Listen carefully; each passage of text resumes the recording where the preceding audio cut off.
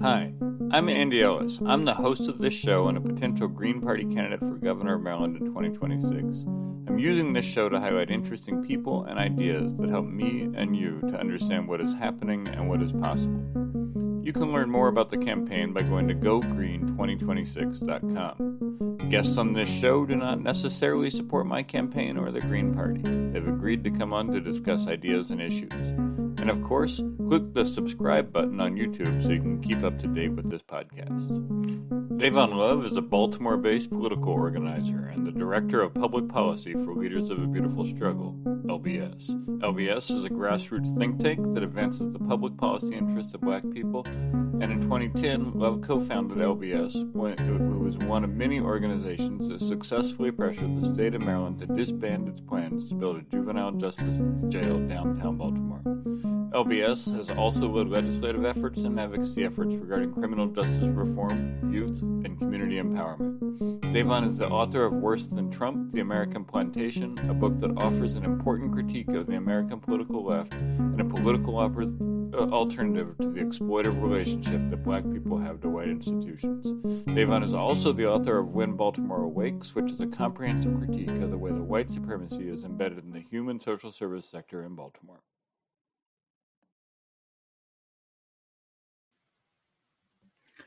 Hi, and welcome.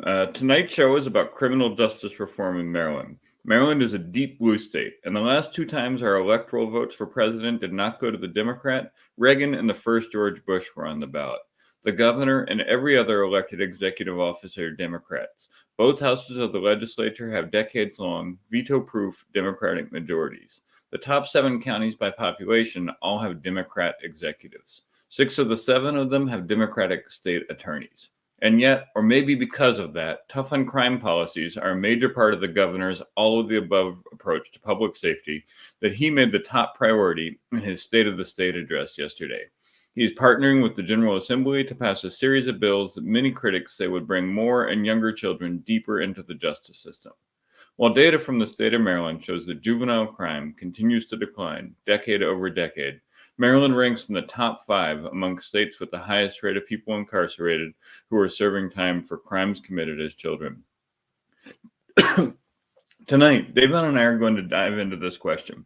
But first, a note about how I'm approaching this conversation. I've been reading Abolition Feminism. Hold on. All right. I've been reading Abolition Feminism Now, and there's a useful theme that runs through that work, namely that a radical political analysis and radical political activity require an understanding of the past, an active confrontation with the now, and a utopian vision of the future. But perhaps most importantly, they also require a concrete strategy for the time in between now and the future.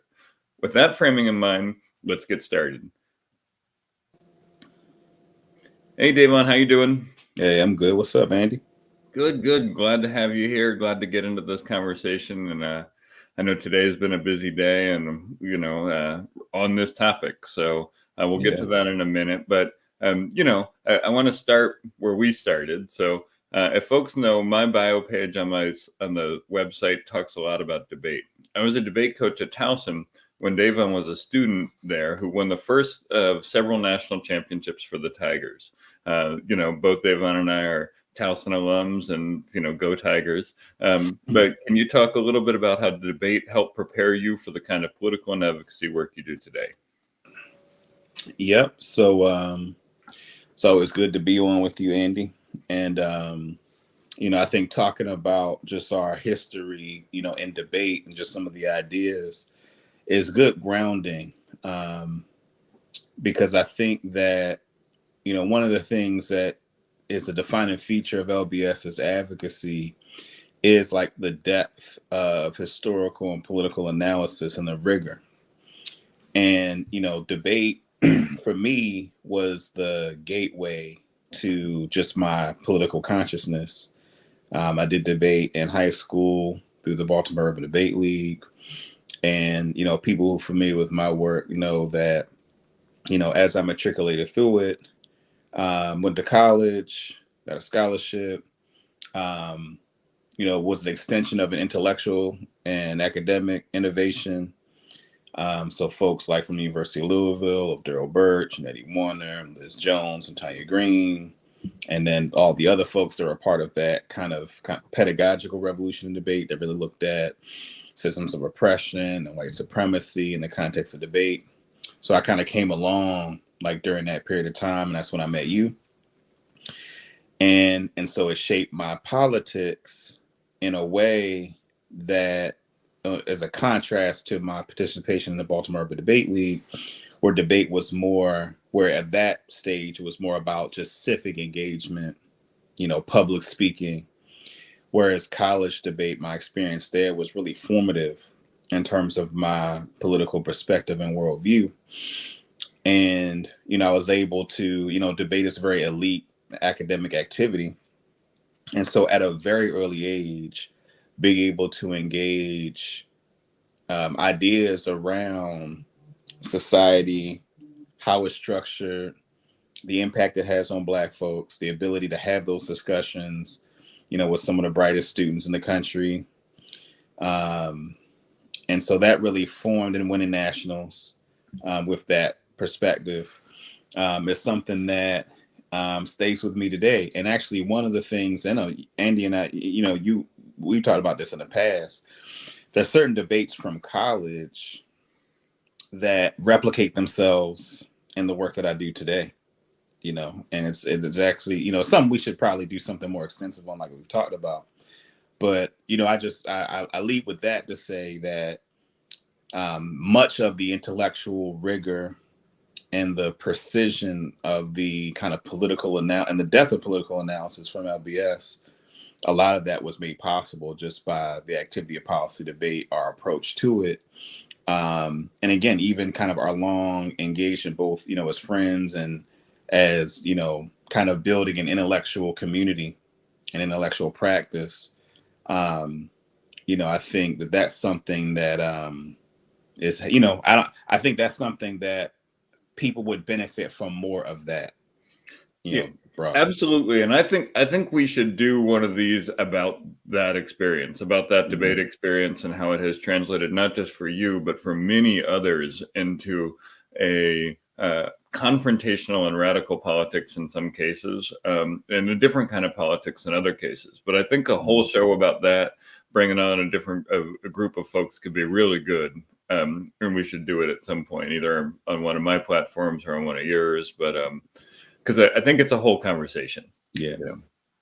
But tonight I do want to talk about criminal justice reform tonight. And so after you finished debating at Towson, you helped found LBS, and you've been working on criminal justice reform in the city and Annapolis for a long time. And there have been a lot of significant advances over that time. Can you talk about some of the big issues and fights over that time leading up through the last legislative session? Yeah.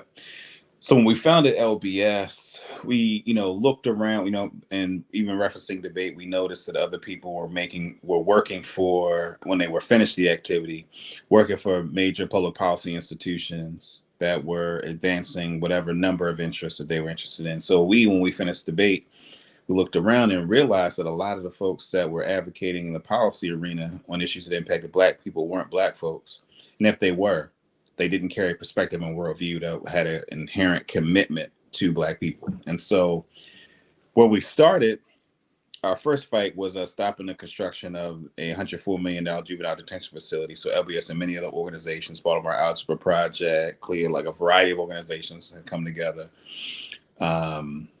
Pleasant Hope Baptist Church, all kinds of folks came together to try to stop that jail. And the premise is that, we were clear that in a society where, Black people are criminalized, right? The societal propaganda around Black people being inherently criminal, particularly when you talk about Black youth.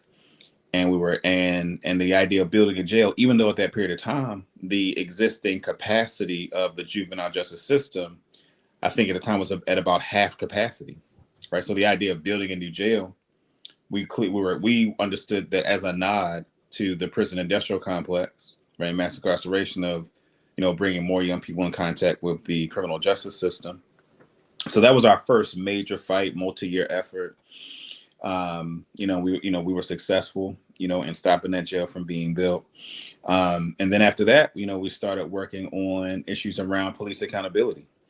And so I'm trying to think, because I don't want to get into the whole story how we got involved, but community oversight of law enforcement. So we were, trying to make it so that there was more involvement of non-law enforcement officers in the disciplinary process. And so that's something that took many years. And so that expanded to a variety of other issues outside of the criminal justice system. One of the reasons that we did advocacy in Annapolis on issues related to criminal justice is because we became clear that the laws that governed criminal justice were laws that were made on the state level, that the state has providence over the policies that oversee criminal justice, not city council and the mayor. And so in doing that advocacy, it became part of our work to go down to Annapolis, because that's where the decisions are made about that. Yeah, and so you've been going down to Annapolis for a lot of years and taking the fight there. And sometimes that's been on offense and sometimes that's been on defense. So like some of this has been about sentence enhancement. Some of it has been about cannabis and odor searches. Can you talk about those two fights a little bit? Yeah. So what was the first one? The one before odor searches, you said? Sentence enhancement. Sentence enhancement. So one of the major dynamics, and in some ways this is kind of skipping ahead, but I want to give some of this context in order to explain the fights, if that makes sense. So one of the mistakes that I believe liberals make or progressives make as it relates to discussions around criminal justice, I would say that there's been this kind of collective epiphany over the past 15 to 20 years around the dangers of the criminal justice system and the mistakes policy-wise in addressing public safety. So there's been a recognition of mass incarceration and its negative impact on the community. And one of the mistakes that liberals and progressives have made is this idea that the problem was a focus on nonviolent drug offenders, right? Mm-hmm. So the idea being that, we needed to treat drug use not as a criminal issue, but as a public health issue. And so we need to address those that are addicted to drugs and to deal with drug use as a health issue. So that nonviolent drug offender piece. And the mistake in that is that it misunderstands really the drivers of mass incarceration, right? So when we think about, generally the way that the society, as the forces in society to organize around the condition that Black people are in, the combination of deindustrialization, the combination of the war on drugs, and a variety of other particular ways that the system of white supremacy impacts Black people. And again, in talking about mass incarceration, you have the lack of access to opportunity, right? The lack of economic mobility. And so in many ways, the illicit market, the drug trade, selling guns, those are the greatest levels of access to capital in many respects that, these working class Black communities have in Baltimore and places really around the country. And so what you have is a context where folks are dealing in illegal markets where you don't have the protection of law enforcement, right? If you want to protect your interests, you have to do it yourself in a way that if you're trading on Wall Street, there are all kinds of policies and things that protect your ability to navigate that space. And so I'm mentioning all that because with the war on drugs and mass incarceration, you have policies that are made with this overarching societal stigma that these are criminal people that want to do havoc, they're pathological, they have no regard for themselves, their families, and humanity. That is the overarching narrative that is used to characterize a community and a particular profile of folks amongst Black people and in these communities. And so What then happens is then you have the tough on crime policies. Central among them are things like sentence enhancements. The idea being that we need to increase penalties for certain violent crimes in order to deter violence, right? And so I think so in terms of sentence enhancements, one of the things that happened after the uprising here in Baltimore is that there was a spike in violence, and over those couple of years, there was more anxiety about how to deal with violence. Now, when you think about it from the perspective of those in the corporate sector that don't have an interest in uplifting Black communities, right? They'll say they do, right? But they're thinking more about like the real estate opportunities that they're losing by the narrative of Baltimore being dangerous and violent. So the idea was to put forward these sentence enhancements that would make it so that criminals get punished, right? And so one of the central fights, like particularly in 2018, former state senator Bobby Zirkin, who used to be chair of the Judicial Proceedings Committee, a Baltimore County Democrat, who put forward sentence enhancements, right? So things that would increase penalties for possessions of firearms and possession of firearm and commission of a violent crime. And for most people, that sounds like common sense. Like, oh, if a person is using guns, then why are we trying to be lenient towards people using guns? And what we've had to explain to people is that most of the convictions that people have come from plea deals, right? Where people are, the court system is overridden with cases. And so there are plea deals that a person may take a charge because it's just, the prosecutor thinks it'll take less time and it's the easiest thing that they can offer, right? So a part of what we would argue is that we're not saying that we want to be leaning against folks necessarily who are using firearms to harm people. What we're saying is that we recognize that given over policing, the system of mass incarceration, enhancing sentences on gun related crimes instead of going after folks and convicting them of murder or armed robbery or burglary, they're heightening the criminalization of things that they understood to be proximate to violent crime, right? So our fight against sentence enhancements in 2018 was to essentially stop those sentence enhancements that would increase, mass incarceration. Similarly, with the odor bill, Maryland legalized recreational cannabis in 2023, and your law enforcement is used to using cannabis prohibition policy as a way to essentially get around the Fourth Amendment, right? As a way to violate, people's right to privacy and excessive search and seizure. And so the odor of cannabis, and cannabis is an odor that lingers, that stays around, right?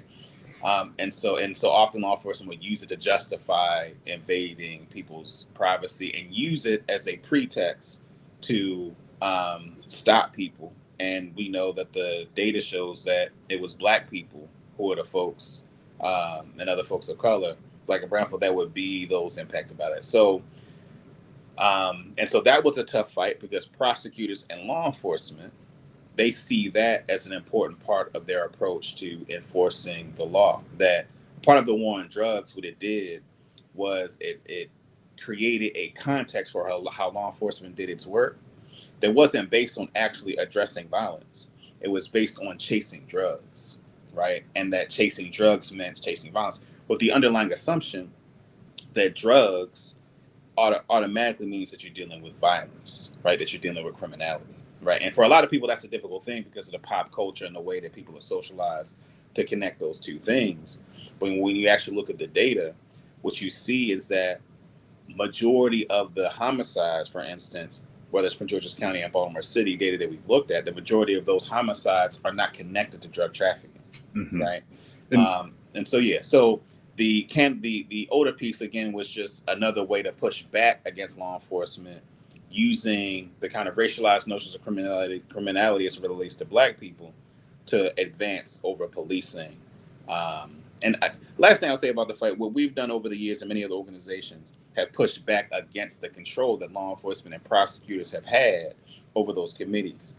And I would argue that some of what we're seeing is a reaction to that the loss of power from prosecutors and law enforcement, there's a deep desire to push back against that. Yeah, and I think it's an interesting point you make about the sort of liberal assumption about nonviolent offenders, because that's always the argument is all of these people are locked up for nonviolent drug offenses, and it's like there was a time when that happened, but that time is not now. And similarly, there was a time when much of the crime was driven by or time and place where much of the crime was driven by drug trade, but that time is not now. And the argument has not caught up with the facts, in a lot of cases. And I think the other thing that is interesting there is in order to justify massive police budgets and over policing and militarization, they need to be able to prove that there's a violent imminent threat that is existing to everybody. And so they use guns to suggest violence, and they use drugs to find, or they use the smell of cannabis in order to find guns. It seems like that's what is happening is they are trying to justify their large budgets and their large amount of power. And once people say a lot of those stops are nonviolent, they say, well, let's enhance the sentences. So it's interesting the way you put it together, but it starts to make sense about how the narrative misses what's happening there. And another realm of that, you wrote an article last year, I believe, called "Who Are the Real Criminals," in which you talk about what you know to be the drivers of violent crime and what the common perceptions are. You touched on that a little bit, but can you get in a little deeper into that? Yeah. So one of the impacts on the system of racism and white supremacy on the collective American consciousness is the images that are made most available about majority Black communities, particularly in urban areas, is the belief of that people in those communities are inherently violent and pathological. And that's a really important aspect to understand the lens by which policy is being made. Because I would argue, I was actually just listening to an interview on BAL radio with Republican Senator Justin Reedy. And, a big part of what they talk about is, we need to show people accountability, that when the bad guys do bad things, that they have to do the time, right? And see, to me, it demonstrates a lack of understanding both of what people are currently doing to address the violence in our own communities, and it lacks an understanding of the complex dynamics at play that would lead people to engage in what someone might describe as criminal behavior, right? So if I'm a person where I live in a community where I know people have guns or firearms, and let's say I cut grass, right? It's a cash industry, people are giving me cash, and I have a gun because I want to protect myself. And I happen to get into a big argument on the corner and it escalates into a fight. There's a way that gets characterized as I'm criminal, right? The overarching narratives we receive, there's a lack of willingness to even hear, well, what actually happened, right? Because of the large scale societal propaganda, it gets formulated to, and that person's humanity then becomes under question, because it's like they have to prove they're not a bad person. But under any other circumstance, right, we would want to hear, well, actually what happened, right? And then when you hear the whole story, one would think like, okay, that actually makes sense. That is a rational set of decisions that this person made. And part of the problem with the media does is that we see so many stories of like heinous acts of crime in ways that make it almost impossible for people to recognize that more often than not, it is not those that are the predominant circumstances people find themselves in. It's usually more complicated than that. Like kind of the example I just gave, where it's usually more complicated than that.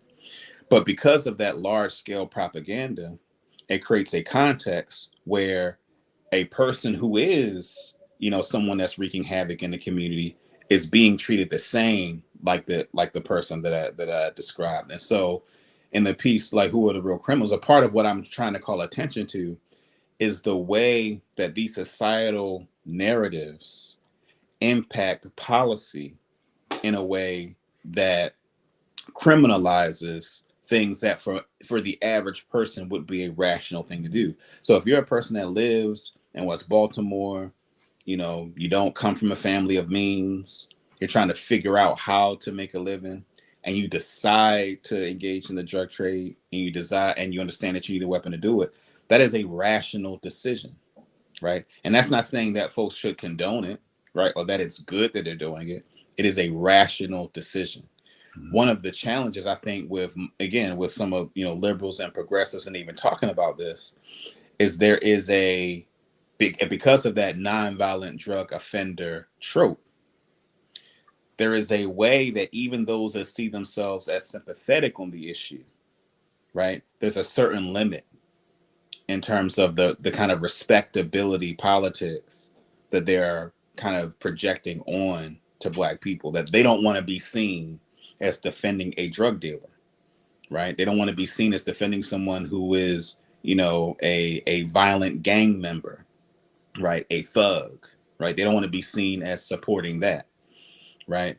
And so and one of the things we say is those people from whom people would characterize as thugs, right, as drug dealers, they're human beings too, right?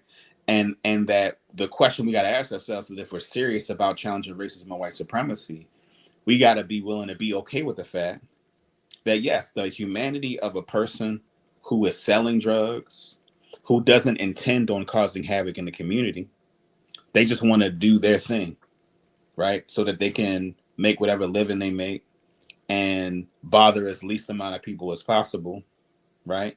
And they get into a big altercation, right? For me, that person's a human being. They're making a rational choice. Would I condone it? I don't condone it, but they're making a rational choice. And if we approach everyone in those kind of circumstances like they're bad people, given the fact that there are all these other kinds of corruption that happens that's legalized, but we want to make out the folks that I'm describing as bad people, there's no way that the community can be empowered if we don't address the fact that this is a community of human beings that are making rational choices, and the law enforcement apparatus should not be weaponized against them. But we should be trying to figure out how to create the alternatives so that folks can have other, better, rational decisions, as opposed to allowing the criminal justice system to be weaponized against them. Yeah, and I think there's a lot of assumption in that is like a lot of over assumption about how powerful organized crime and criminal gangs and things like that are, that come from mass media, that come from the news and things like that. And I think one of the things you point out there, and that Lawrence and I talked about last week, is that like oftentimes a lot of violence that occurs is interpersonal disputes that have nothing to do with organized crime. And it doesn't mean that folks on either side of that interpersonal dispute may not be engaged in some activity that might or might not be criminal, but they're not a targeted hit, or whenever I always find it interesting when I go to neighborhood association meetings and the police are there and they're talking about anybody that has been killed in Baltimore recently. And they try to assure people, don't worry about it. It was targeted, as if that suddenly means like you don't need to care at all. And oftentimes it's like, well, sure, it was targeted, but like, what does that mean? And what it's supposed to mean is don't worry. But what I've often found it means is like, yeah, you're right. Like my nephew, people will say like, my nephew, yeah, he sold some weed and they killed him for it. But that doesn't mean that like, and so I think there's this thing that happens where the assumption of any crime absolves folks of having to feel bad about that activity. And I think that is part of the narrative, and to your point, is part of the construction of Black people as sort of inherently criminal, waiting for the moment when they break from civil society and pick up a gun. And I think we've also talked, I think the pushback on that has to both be in policy, but also in the culture and in the discourse. And we'll talk about that in a second. But in the last couple of years, the shift has become, as it does cyclically, focused on young people, on children. And so there's been a lot of controversy, and you all have written about it, about a bill called the Child Interrogation Protection Act. Can you explain what it does, why you support it, And then in the next bit, we'll get into like how it's been mischaracterized. Yep. So for people that are familiar with I guess they were formerly the Central Park Five, the exonerated five in New York City, the story of 5 young men who were accused of sexual assaulting a white woman jogger in Central Park. And the idea was that law enforcement essentially coerced them into making statements that led to them being incarcerated, child interrogation. And then that's something, while that's a situation that happened in New York, that's something that has happened around the country. There are folks in Baltimore who've spent significant time in jail who were exonerated as a result of that practice. So what the bill does is that it primarily does 2 things. It requires that when a law enforcement officer is engaged in a custodial interrogation, that a parent is notified and the young person gets to consult with an attorney, right? The idea being that a young person needs to know their rights, need to know what, the ways that they should interact with law enforcement. And so that's really simply what it does, right? It's very simple. And so is that basically the same rights that older people have, just making sure that it is explicit that children have those rights as well? That's right. Right. That's right. So that's what it does, and obvious why you support it, right? Because it's good to be able to give people their constitutional rights, whether they're adults or children. But since the last legislative session has been the subject of a lot of media and political focus, in order to basically lie about what it does and pave the way for some regressive policy. And the local Sinclair-owned station, Fox 45, whose owner now recently bought the only the only daily print newspaper in town, the Baltimore Sun, has played a large role in this. And it's looked like, so I guess what does it say about what does the Fox 45 treatment and distortion of this bill say about this bill and like the larger role that media plays in this? So I think that that's why I like talking so much about the way that notions of inherent Black criminality and inferiority are so central, because we wouldn't want anything else for anyone else, right? Like a person should have, a child should be able to consult their parent or have their parent notified and consult with an attorney. And because of, when homicide rates or fatal shootings or non-fatal shootings are up, or carjackings, but when those things are up, to me, it seems clear that there's a willingness to denigrate or at the very least lack a regard for the humanity of Black people, particularly Black youth.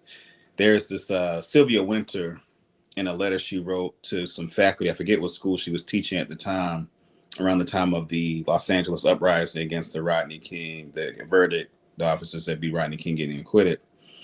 And she talked about how the phrase that police officer used to refer to a crime scene where Black people had killed each other, the phrase they used, the acronym was NHI, and it stands for no humans involved, right?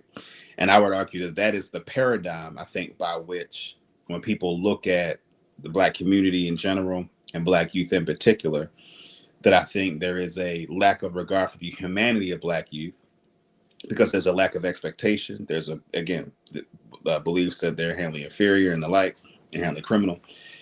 And so what the Child Interrogation Protection Act is to prosecutors and law enforcement is an impediment to punishing these violent, out of control animals, non-humans, right? That is the underlying framework for that desire to repeal the Child Interrogation Protection Act, right? They see it as an impediment.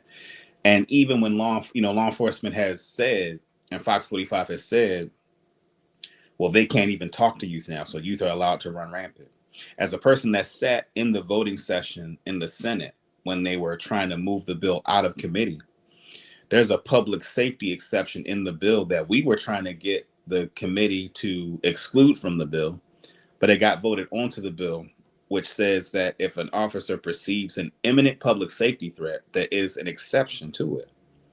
Right. So law enforcement, when they say to people, well, if something crazy is happening, we need to talk to a young person that gets in our way, it demonstrates either a lack of knowing the law or just a desire not to follow it. Right. And so that the propaganda, Fox 45, it being, right wing, Sinclair Broadcasting, having a very conservative right wing perspective.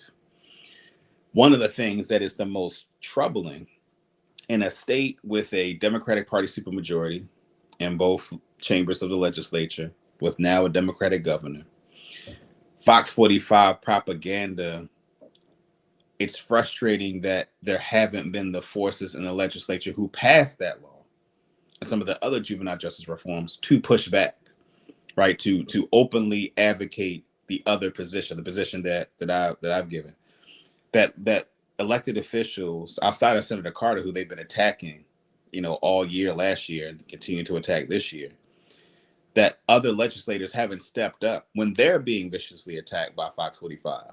Like they're chasing down Speaker Jones, right? They're chasing down Bill Ferguson. And their response should be a full-throated pushback rebuttal to the propaganda, right? But they're even tepid about that. And so what I would argue is that, to me, it's an example in a state that is, supposed to be very progressive, that's super blue. To me, it's one of those examples of a kind of bipartisan consensus when it comes to issues that impact working class Black people. That public safety and the kind of conservative position that Fox 45 and Sinclair Broadcast has taken on the issue actually doesn't stray too far from what the Democratic Party establishment also believes about Black people. And I think it's important for folks in Maryland to be clear about that, to not be seduced into thinking because we have a new governor, a Black governor who's a great dude, he's a great person, right? And we have legislative leadership that is moving further to the left, not because they want to, but they're being pushed to be clear that the response to Fox 45 by Democrats shows who they really are, which is that they're not the progressives that they want some people to believe that they are. Yeah, and one of the things that I've started to think recently is tough on crime bills are the tax on Democrats for trying to engage in progressive universalist policy.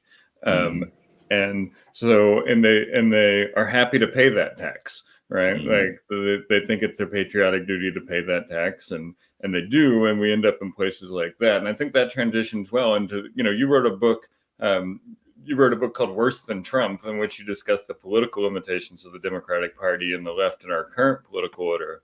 Given now today that we are in that political order, we can talk about changing it toward the end of this, but given that we're in that political order now, can you talked a little bit about the politics of crime, criminal justice, and juvenile crime, but do you want to expand on like how those alliances work a little bit? Absolutely. So again, the dominant narrative around notions of inherent Black criminality, right? And there's an psycho-existential element, or psychosocial and existential element to it. And what I mean by that is this, that the American dream, so to speak, the house, white picket fence, kind of isolated from community, the height of convenience, all the spoils and benefits of settler colonialism, right? Of course, that's not the conscious thinking of it, but that's what it is materially, how it's configured. And so you take that, and then the question then becomes, when you're dealing with, Black folks in, urban communities, as I mentioned before, their only access to real capital, drug trade, illicit market, and the need to protect oneself in an unregulated illicit market. So you take all those things together, right? And I think a part of where the alignment comes in is that I think the criminal justice system is a mechanism of social control to maintain the kind of American fiction, right? The idea of this kind of meritocracy that is righteous, that is the city on the hill, that is this highly moral, righteous. So and so there's that mythology. And so with a lack of recognition of the role that people with the level of comfort this society is able to afford, the complicity that folks have in the creation of the conditions that produce the violence that we've been talking about. And instead, and so in order to confront that would require a confrontation with the privileges that the society has configured, largely for white folks and folks who are proximate to the networks that white folks historically have created for the settler colonial project to perpetuate itself. So another way of putting it, and extending on the piece around the alignment around criminal justice system and white supremacy and all the things that we've been talking about, is that Black people who are able to navigate the society from a position of sovereignty and strength with a self-concept that sees our own humanity. You know, Amos Wilson once said that the phenomena of violence and homicide in cities around the country is an externalization of a suicidal impulse. Mm-hmm. That when you don't have a healthy love for yourself and knowledge of self, and you have all this propaganda that tells you you're worthless, you're nothing, you're criminal, it's easy to do harm to someone that looks like you, right? And so the kind of self-love, the affirmative self-love, self-knowledge for people of African descent to operate in a society from a position of sovereignty and strength is disruptive to this kind of American dream narrative that valorizes law enforcement, right? That valorizes the systems of the status quo. And when really the uprising in 2015 with the Department of Justice report in 2016 was one of the first most recent evidence of the systematic nature of police violence against Black people, right? And one of the ways that white supremacy operates is a fundamental lack of regard for the humanity for Black people, such that there are certain kinds of violence that is visited upon working class Black people on a daily basis that doesn't matter, mm-hmm. right? That people don't register. One of the things, I was on a radio show the other day, kind of explaining the dynamic, my issue with the juvenile justice bill that leadership put forward last week. And one of the things, and the person in the interview kept saying, well, Dayvon, what about the victims? What about the victims' families? And I said, well, I care about the victims of people who've been hurt by carjacking or robbery. That's important. But the other victims are people for whom their life is irreparably harmed by contact with the criminal justice system, mm-hmm. right? So to your in terms of like that alignment, it is that fundamental lack of regard for the humanity of people of African descent in order to secure a lifestyle and a sense of self and a kind of lack of self-awareness about the nature of how the society works, mm-hmm. right? That, you know, white folks in the suburbs want to think if you just do what you're supposed to do and do good things, life will be fine, right?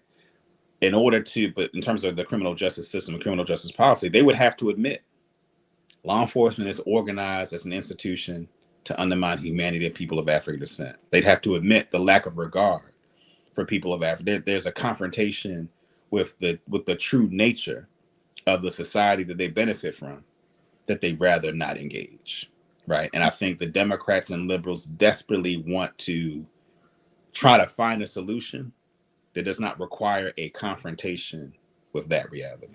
Right. Like they want a liberal solution that allows this system to provide the answer to that question without that radical confrontation with the fact that this system may not be able to, this political order may not be able to answer that question. That's right.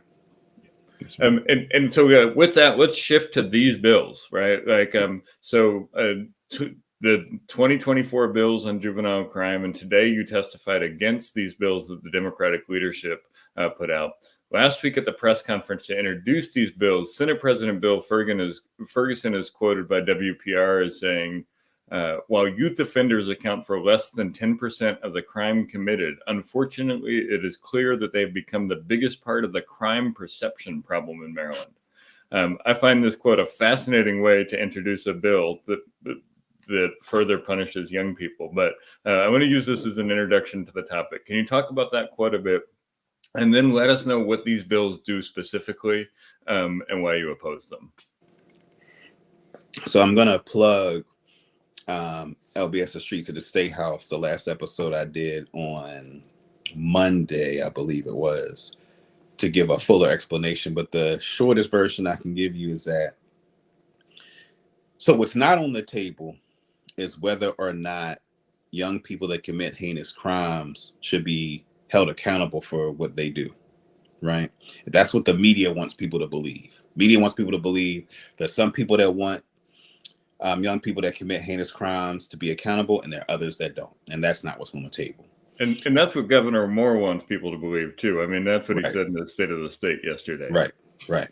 And so what's on the table are retaining the mechanisms that the juvenile justice reforms produced for opportunities for diversion to deal with young people in a case-by-case and individual circumstances, right? So an example that I'll give, it's like, you have a 16-year-old, they got a 14-year-old cousin, a 12-year-old cousin. The 16-year-old has a record. They've done stuff like this before. They still car the 14, 12-year-olds in there, right? Or the let's say 11 and 12-year-old, right? So 16-year-old, 11, 12-year-old, right? It makes sense for the 16-year-old, right, to have a more severe punishment, right? It makes sense that it needs to, accountability, so to speak, needs to go further. But if the 11, 12-year-old have no history of committing crimes, right, that it wasn't their idea, they're with their older cousin. What the bill that leadership proposes does, it expands original jurisdiction such that they have to get processed, and the extent to which they get services would have to come through the Department of Juvenile Services. Anybody that works with young people, the idea is you want to keep them out of the system at all costs, because once you process young people in the system, it's hard for them to get out. And even though the Department of Juvenile Services is better than adult jail, and there aren't many things on planet Earth that are better than adult jail. So even though or worse than adult jail. Department of Juvenile Services is better than adult jail, but we don't want young people to interact with the system at all. And there's still adverse consequences to any contact with Department of Juvenile Services. And so the idea is to maintain the ability on the front end. So you take that 11 and 12, you say, you know what? We're going to, make sure that they're not hanging out with the 16-year-old again. We're going to make sure we get them the right supports. This doesn't need to be something that they need to be processed by, right? We don't need that for them, right? So again, what the bill they propose does is that it expands original jurisdiction such that they would have to be processed as well, which enters them into the system. Now, what they'll say is, well, Dayvon doesn't require them to be detained, right? And sure, it doesn't require them to be detained. But whoever and however the agency is being ran, historically, folks who go into the system, right, one should not expect incarceration and detention in those cases not to be on the table, right? Because now you're leaving it up to who's making the assessment as to the character, right, of this 11 and 12-year-old. So the idea is you want as much as possible for them not to interact with the system. And again, what the leadership bill does is that it reduces the mechanisms by which those front-end interventions can take place for young people that are more appropriately dealt with outside of the Department of Juvenile Services. And it seems like it is based on the idea that to solve the problem it sees, and the best actor is the Department of Juvenile Services, and not the community, and not the church, and not the organizations that have been trying to prevent violence and prevent crime. And the idea that in the state of Maryland, the best services that can be provided are by the criminal justice system is a strikingly devastating one, right?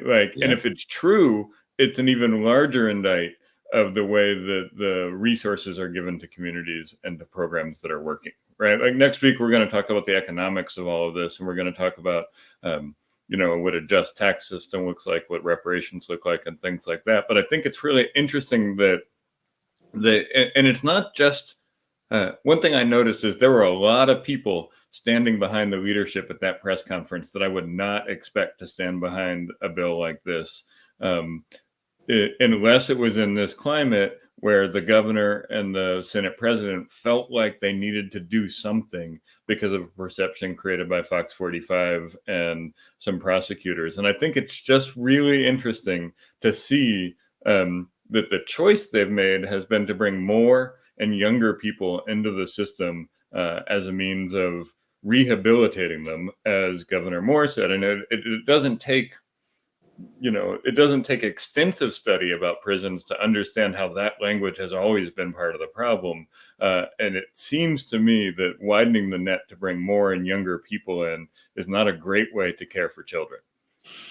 Yeah, I mean, I think the part of the problem is, and the example that I use, like, I think when we talk about the impact of colonialism, one of the impacts of colonialism is that the colonizer is able to control the institutions that provide life-sustaining things for that community, right? So the colonists controls your water, your food, controls your health, all of that. And that's the condition that people of African descent find themselves in this kind of settler colonial environment. And so part of the impact of that is that then you have to be strategic about how you resist, because you have to think about the short-term needs of, well, people need water and food and those kind of life-sustaining things, right? So that's part of the power of colonialism, right? Is that they're able to starve you, right? That the system is able to make you reliant on it in a way that limits your ability to resist. And I use that as an analogy here because the systems that are tasked with empowering or providing, at the very least, services to the community, foster care, Department of Social Services, it's widely known that those systems are in disarray, right? But the political establishment, the media doesn't care about that, right? And if they were serious about the condition that young people find themselves in, well, years ago, we would have been looking at just the harm that's done by those systems that are traditionally tasked with dealing with our community, right? And so to your point, the idea that the provision of services is going to come through processing people in DJS, recognizing that a lot of those front end services have been hollowed out, have been disinvested in, right? So it puts them in a position where they say, look, we have to do something, and doing something is better than nothing, right? And that is a choice that is a result of political determinations that have been made over many years, but that's not something that should be placed at the feet of young people. Right. That's something that as a community that the community needs to take responsibility for. Like, take responsibility for the fact that policies have been put in place that do not make the proper investments in our young people. Right. And so the decision that we should make is that we need to focus on building that front end infrastructure and doing what we can in the meantime to deal with the issues that young people are faced with, as opposed to deciding to make them more susceptible to the criminal justice system. And I find that, one of the things, and, I wouldn't necessarily use this platform to go in depth into the thing that I'm about to say, but I'll mention it because I think it's an important dynamic. There's a way that people of African descent have internalized these notions of inherent pathology and criminality that many of us then are okay with young people being disposable. We're okay with, well, we got to do something. That's what we're going to do. Right. And so I think there's a way that Fox 45 and Sinclair Broadcasting has taken advantage of that. Right. Because you'll see Black folks put on television, elected officials saying, yeah, we need to, send them to jail and you need to straighten up. And so Fox 45 takes advantage of that current within, the Black community in a way that I think becomes politically potent, such that the Democrats are caving to a clearly right-wing propaganda machine that under no circumstance will ever praise them or support them or anything else they do. Right. And I thought it was interesting, like, I think that dichotomy was there in Governor Moore's speech yesterday when he talked a lot about efforts to end childhood poverty and to get SNAP benefits and to help with schools. And he really emphasized that we need to care for children.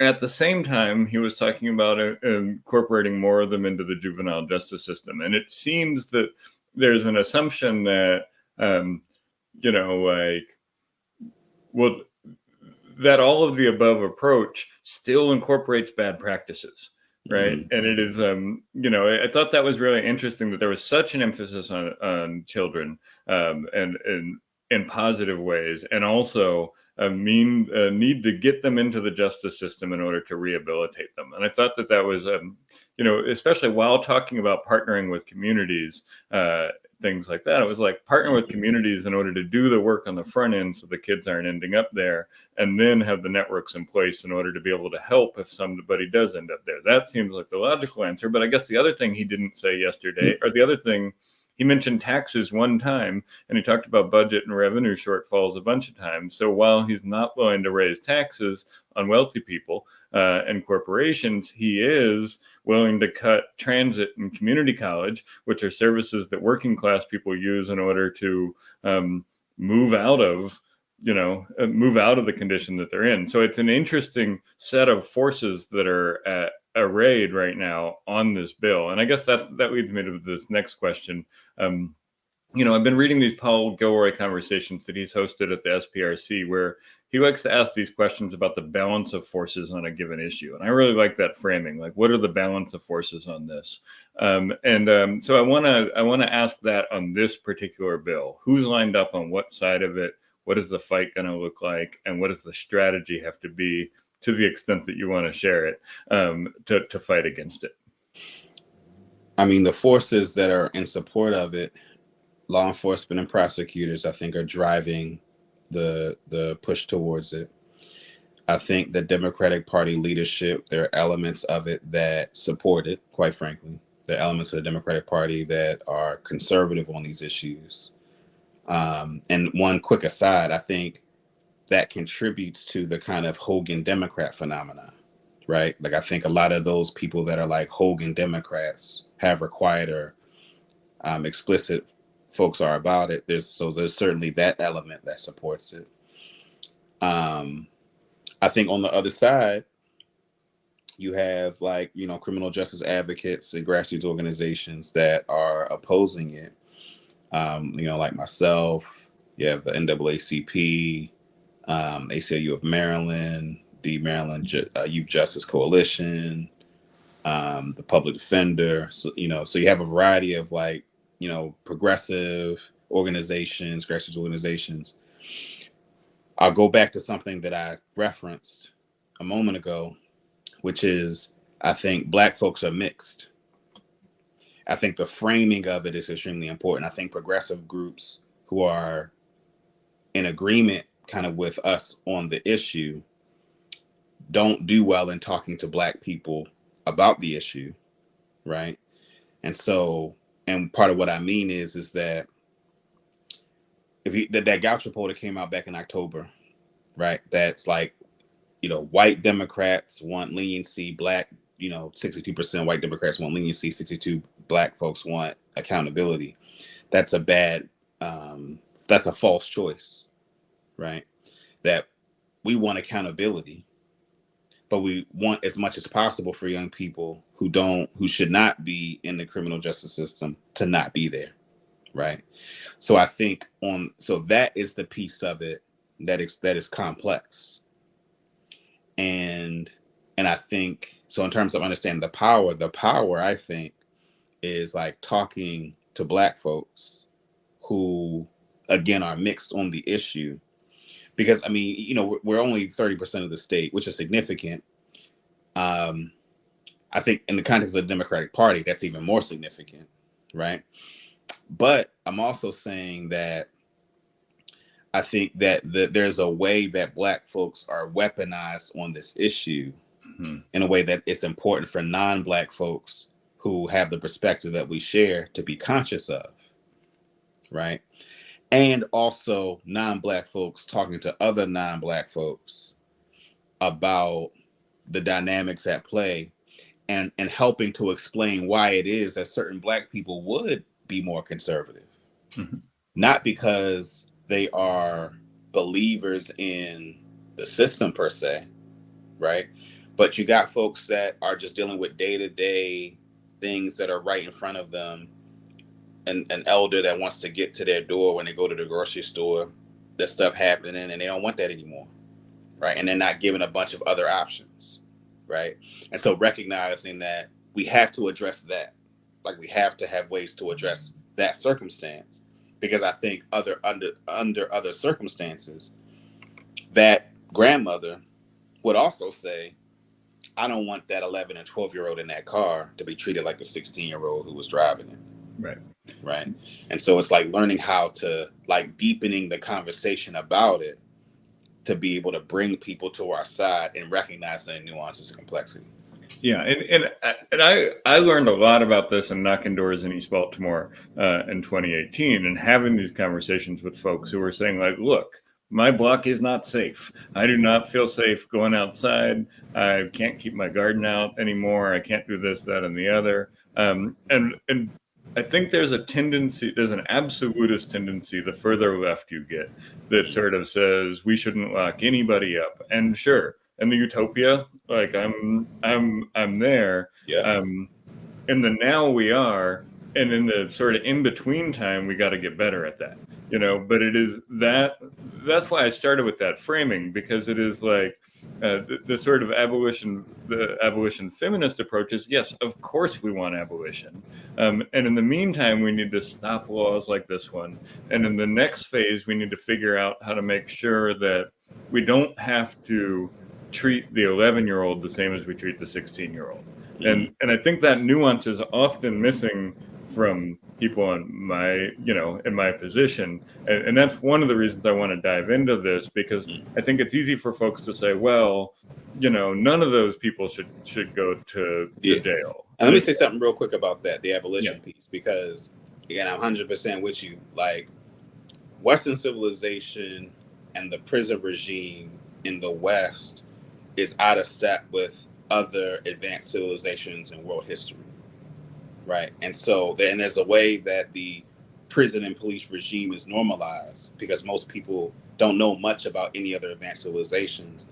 And one of the impacts of white supremacy in the collective consciousness is that people don't believe that there were any other advanced civilizations outside of European ones, right? And so so I think part of it is like people just recognizing there were advanced civilizations that did not have this prison policy regime, and so prison and police regime. So ultimately, we want to organize and structure a society where, prisons and police are obsolete. That is the ultimate goal.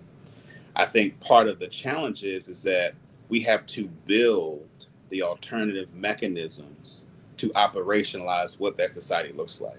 Like, it's not enough to say we don't want prisons, right? Like, that's not enough.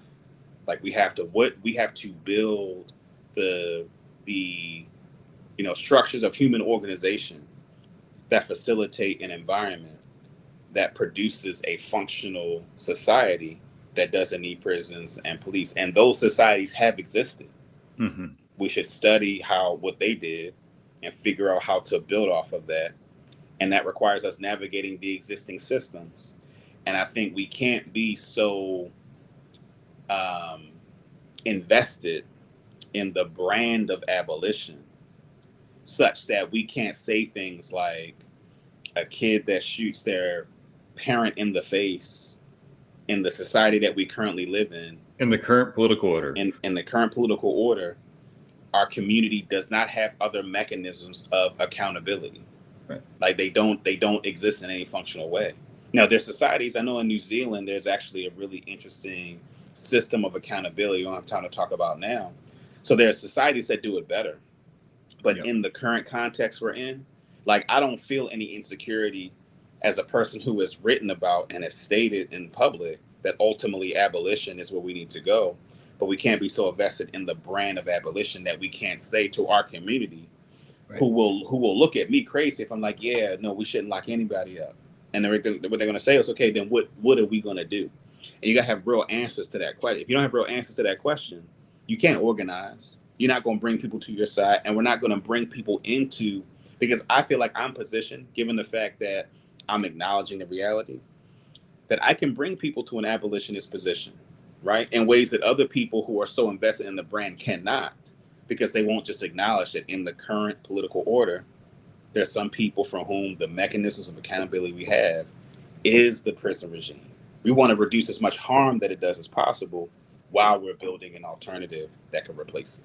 Right. And I mean, that's why, I mean, I would say, like, this book, this, it's Angela Davis, Gina Dent, Erica Myers, and Beth Ritchie, and they're chronicling people who are fighting the system right now, who are engaging in aggressive confrontations with the now, while trying to build for that in between, with abolition as the end goal. And I think that framing sets up this conversation in a really useful way, because absent that, it can feel like, oh, this is a reformist reform or something like that, where we should really, and it is like, you can't skip the steps.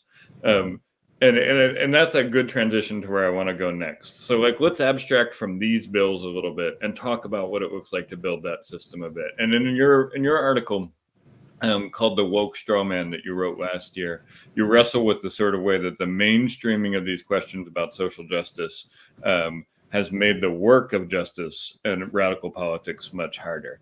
And there's a quote you have here that I want to use to frame the next phase of this, which is sort of talking about the in-between, abstracted a little bit from the now, but not the abolitionist view yet. And so you say, the reality is that Maryland is a deeply unjust place and will require radical political activity in order to address the conditions of our communities.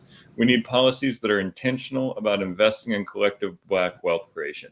Major investments in community accountable Black and brown-led anti-violence interventions that protect Black and brown people from the abuses of law enforcement and the immigration system, and many other policies that would constitute moving toward racial justice. So we talked a little bit about what that looks like, but in the time between now and the future, what is the political activity that needs to happen and the solutions that it would pursue? I mean, I would say a part of it is there are people in the community already doing the work of trying to address themselves to community safety, right, to violence prevention. So a part of it is, and part of the challenge is that we have, traditional white-led corporate nonprofits that have gobbled up the space and in some ways are occupying that space in ways that take from those grassroots formations that can reduce those forms of community safety. And so part of what happens is that any advocacy that is done on the criminal justice system and trying to mitigate its harm should be informed by understanding the terrain around the work that's being done to build these alternative systems, right? Sometimes what I think happens, what I've observed happens, is that you have folks that see themselves as allies, that are progressive, that will say things, and I'll give one example, for instance, is that, when people talk about like violence and homicide in, urban areas like Baltimore, though, people will say, and people use the term Black on Black crime, right? And so people will say, well, you don't say white on white crime, and one of the things that, my reaction to that is, sure, but the central question still remains, right? How do we address ourselves to the problem that it is pointing to, right? And so those of us that are engaged in advocacy to fight back against the criminal justice system, the best versions of the argument take that into consideration. But part of what happens is that particularly the moderates and the right wing in Maryland are using the straw man, right? They're using the woke straw man to say, well, what they're really saying is, criminals should never be held accountable, and criminals should be, like that straw man. And so I think, to your question, the part what I'm suggesting is the advocacy that's done should have in mind the work that's being done to build those alternative systems, so that when they're making the argument in a way that helps to build the base and build people in support of our policy position. Otherwise, what that woke straw man does, the reason why they use the woke straw man It's because they know that the argument without its nuances can sound ridiculous to a person who, again, has these immediate challenges around the things happening in a community they want solutions to. And in many cases, the politicians who are making the politicians who and the media folks who are utilizing this actually have better connections than the advocates to those communities, and are actually talking to more people from those communities and use those conversations and relationships to inform their propaganda, right? Mm-hmm. And so I think, one of the things that I thought most interesting about reading Malaya Cromer's book on Hogan was the sections where she talks about how Hogan was actually quite comfortable going into Black communities because he had grown up in them and he knew how to carry himself and to interact. And so he had an access that Democrats had a hard time predicting, and a resonance that Democrats had a hard time predicting, because he understood what was happening in those places. And I think it's really interesting, the cautionary tale there about, like, be careful about this. Like, do you know what you're talking about? Do you understand what you're talking about? Because it gets mischaracterized in a way that, because the mainstreaming of these radical political concepts gets stripped of their materiality and offered for clicks and likes and things like that, it makes it harder to do that radical politics. And so what is the policy? So assuming that, like, if we want to make these community organizations and institutions stronger, and we'll get into this more next week, but what does the policy package look like to do that outside of these particular juvenile crime bills? Yeah, I mean, really, the simple answer is just more public investment in grassroots community-based violence prevention. And that's one of the things, we talked about Sinclair Broadcasting and Fox 45. They're already trying to criminalize those alternatives, right? Mm-hmm. The criminalization of Safe Streets and Monsi and the Thrive program. They're trying to criminalize attempts at putting public investment into community-based violence prevention. And like you said, we'll talk about this more next time, but those vehicles for community investment that allow to scale up those grassroots operations to expand their impact, beyond Baltimore City. I think that's really where, in terms of like the policy, it's public investments in those kinds of programs. Yeah, and I noticed in Governor Moore's State of the State yesterday, he talked a lot about partnership, but his formation of partnership was making sure community organizations are at the table. And I think what I talked about with Lawrence last week, and what we're going to talk about a little bit about next week, is not just a seat at the table, but control of the resources and the solutions. Mm-hmm. Mm-hmm. And that control is different. I mean, I think the part of the challenge is that historically, investments made in Black people in the Black community are made into institutional vehicles that we don't control, own, or operate. Mm-hmm. Right. And so it creates a dynamic where we don't have control over the capital. We're having to conform to a template as to how to provide the services that come from a kind of an elite, liberal, nonprofit, professional perspective, as opposed to a community-informed, culturally rooted methodology of providing service. And so I think that's the part that is the place where Democrats have the most anxiety. In some ways, Republicans have a little less anxiety, or a different kind of anxiety about this. But there's a way that Democrats have angst about the notion of Black people practicing the kind of economic self-determination and particularly community control of public resources. But as it relates to community-based violence prevention, like, that's, if we're going to get that in a way that we can replace this current system, that's where that's going to begin. Mm-hmm. Mm-hmm. And I think, I think the other thing that I thought was interesting, that the other part, other than the juvenile crime bills that Governor Moore talked about yesterday, was this new evidence-based center on gun violence, and like we're going to use the best public health approaches to fight gun violence. And again, Lawrence and I talked about this last week, but it seems like the soothing of the anxiety about giving Black people control over their solutions is this sort of nonprofit angle that is the third way, as it were, where we can, instead of giving money or instead of giving resources and power to communities, give resources and power to people who study communities as the drivers of the solution. And I think that branches well into this last question about the report that you wrote about When Baltimore Awakes, where you're critiquing that sort of nonprofit role in the social services sector. So can you talk about that a little bit? And then talk about the When Baltimore Awakes, and then we'll ask the last question and we'll close up.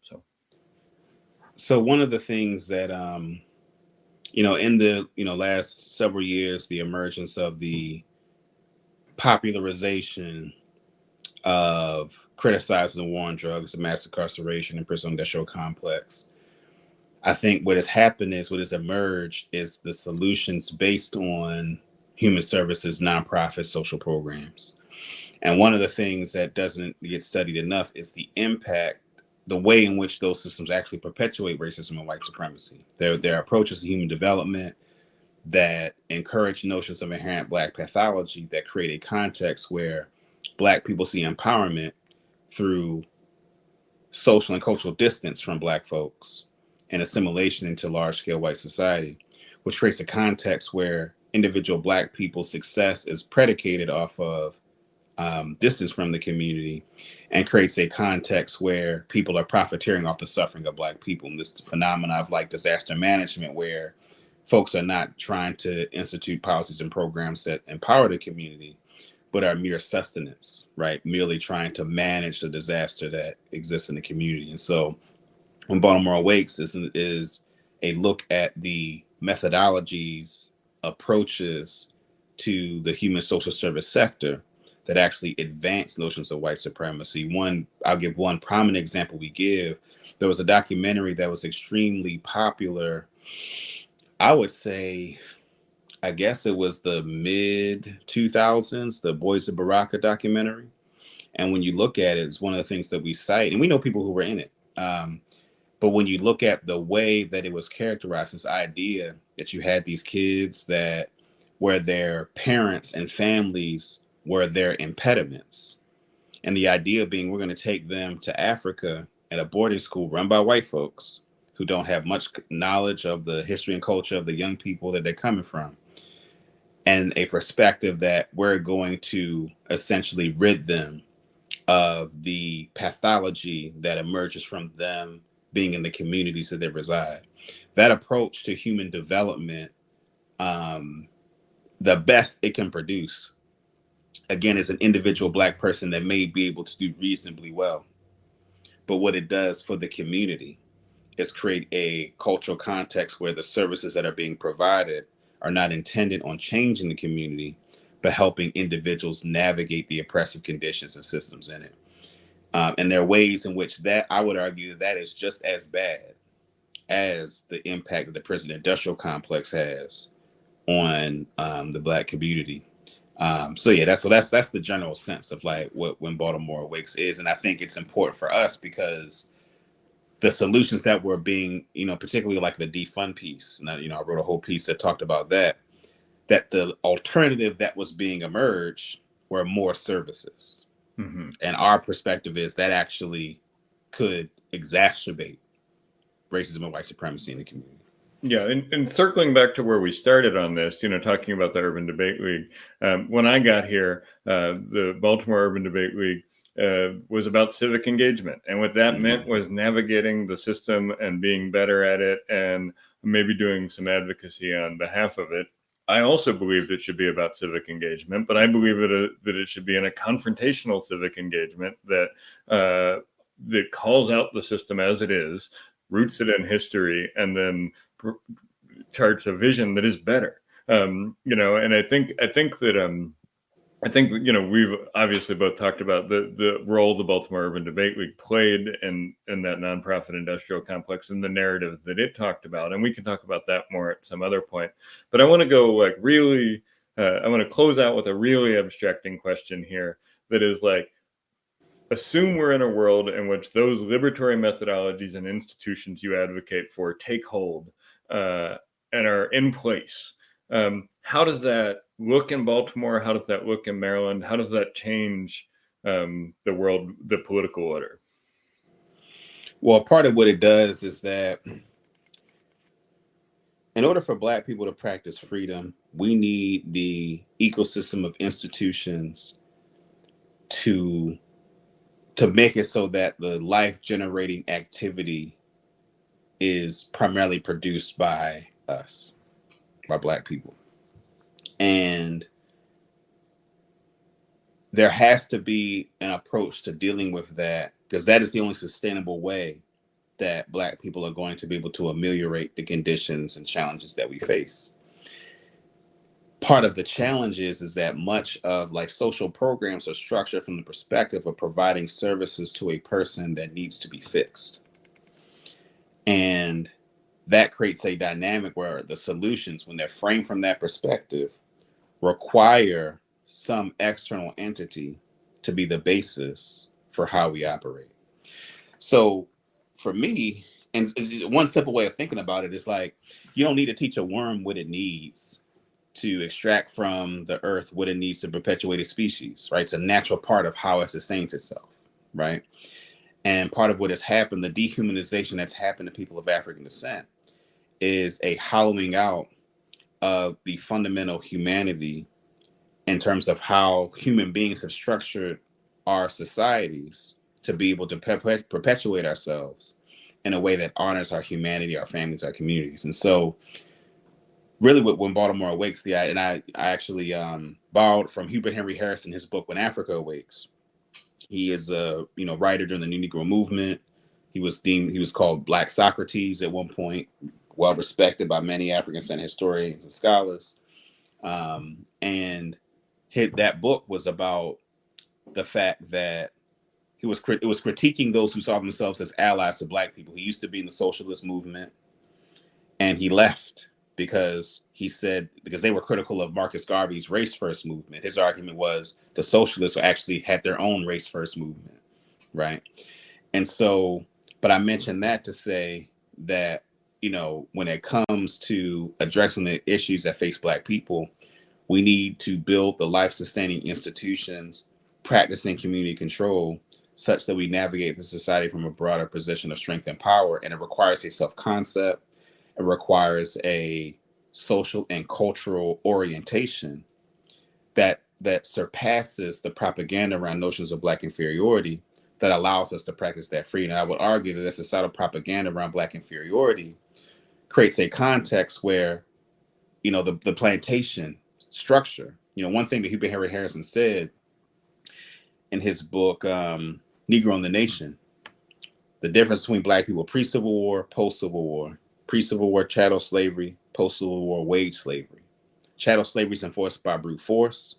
Wage slavery is enforced by starvation, right? And so the ability to control, the economic condition of Black people with the same kind of genealogy of the donor class, the plantation class that controls the economy then, that controls it now. What has happened is that the plantation for a lot of Black folks is normalized, where a lot of it is, we got to conform to the system to make it. We got to conform to the system in order to have a chance at some kind of reasonable quality of life. So when Baltimore Awakes, the idea being is that there is no context where we are not subjects of the plantation system unless we organize ourselves in such a fashion where we are building the ability to practice sovereignty and self-determination. And it is only when we're building towards that there can be actually the prospects of freedom. Otherwise, in the human social service sector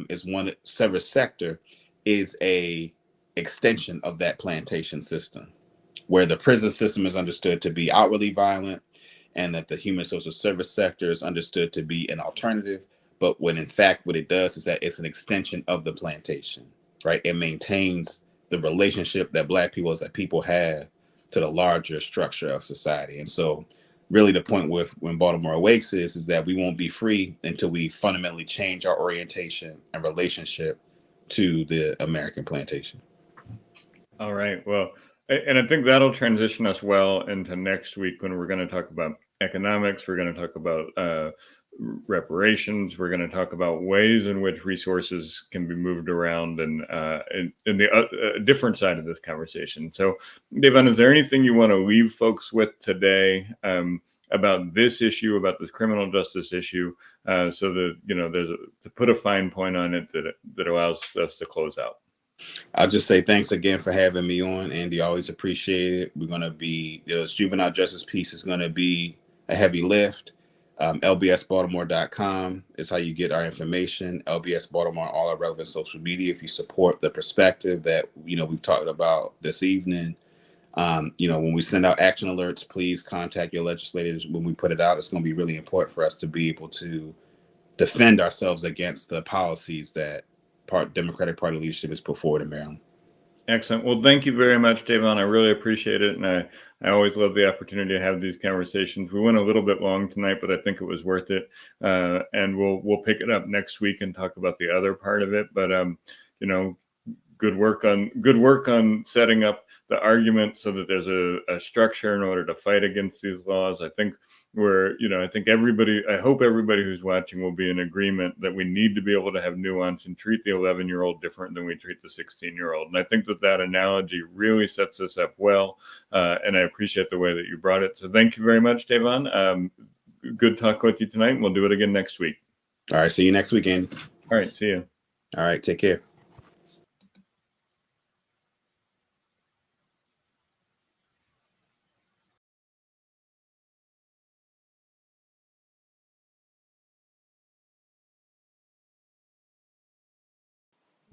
Hi, I'm Andy Ellis. I'm the host of this show and a potential Green Party candidate for governor of Maryland in 2026.